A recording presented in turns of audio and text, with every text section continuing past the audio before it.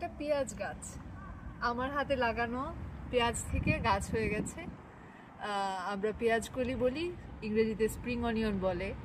ফুল এসেছে, এখনো ফোটেনি। ফুল ফোটার জন্য অপেক্ষা করলে হয়তো পেঁয়াজ কলিটা নষ্ট হয়ে যেতে পারে, তাই এখন আমি এটা কেটে নিব।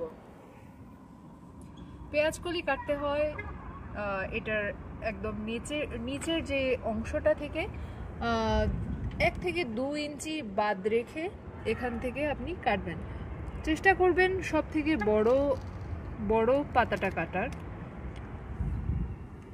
আর বাকি যে অংশটা রয়ে গেল সেটা থেকে আবার পাতা হবে। টেনশন নেবার কোনো কারণ নেই। এভাবে আমি আরো 1-2টা পাতা কেটে নিব, আমার রান্নার কাজে ব্যবহার করব।